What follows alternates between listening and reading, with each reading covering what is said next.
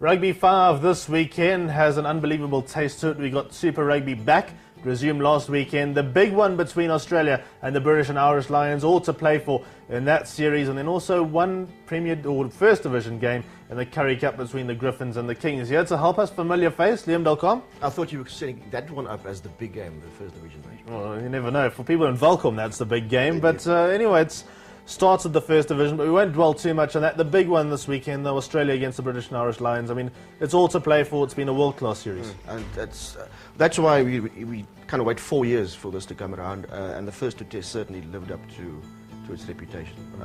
And I think it'll go down to the wire again in the last one. Yeah, very, very narrow wins for either team in the first two games. Here are the fixtures for this weekend's Rugby 5. We start off with the game between Australia and the Lions. I've been preaching Lions since day one. Liam's been preaching Australia since day one. Just before day one, actually. Just before day one. On the dawn of day one. Yes. And I expect them to sneak the series, or get a win this weekend and take the series 2-1. They were unlucky to lose that first test, I thought. Yes. It was 50-50 in the second one. I still think on the balance of that game they were better. And I think they will go ahead this weekend and beat the Lions and win the series 2-1. Yeah, so Australia for Liam. Second match in Dra, Hard, Bloemfontein. Two teams that like to give it a bit of air. This could be a high-scoring game. Both teams have a lot to play for. The Cheetahs could find themselves in a spot of bother if they don't win. Yep. They still have the benefit of a bye in the last week and get 4 points for that.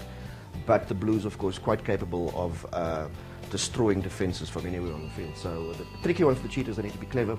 But if they keep their heads, I think they should prevail in that one. We were saying on the first call morning show that in the First Division, the Kings have had their resources stretched because they're still involved in the Super Rugby, and they lost last weekend to the Pumas in PE, so it wasn't very encouraging. And it was a poor result on all accounts. It wasn't just as if the Pumas went there and scraped by. They beat them convincingly. Yeah. Whereas the Griffins last week had a good draw, if there's such a thing, away to the Falcons.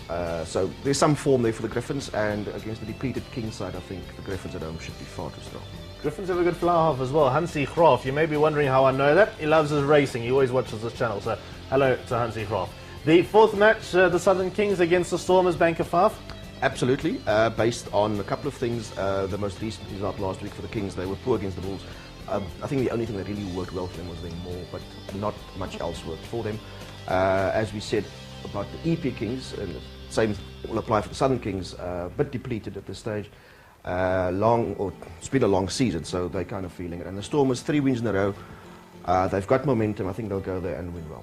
And you like the Sharks, so a bit of the Sharks in the fifth game up at Loftus Versfeld. Yeah, we still haven't seen what lineup the Sharks will put out, but I like their fighting talk this week. They have to get 10 points for the last 2 games, so I think they're going to give the ball a bit of air and give it a proper go. It's the only option. There's the pair 1-4, bar 1-4, bar 1-2, bar Banker 5. That'll be everyone's banker. This is effectively a Rugby 4, I believe, and 1-4 at the back. Although if the Stormers do trip up, like Neil Andrews seems to think, they might not win it too convincingly. 240 rand.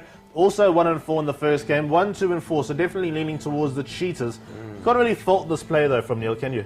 No, you can't. If you look at the Blues now, they've gone about their season. Started fantastically, but they've lost a lot of momentum in the the second half. They can beat anyone that they want to on their day. Yeah. It's the mood you kind of catch them in, that's it.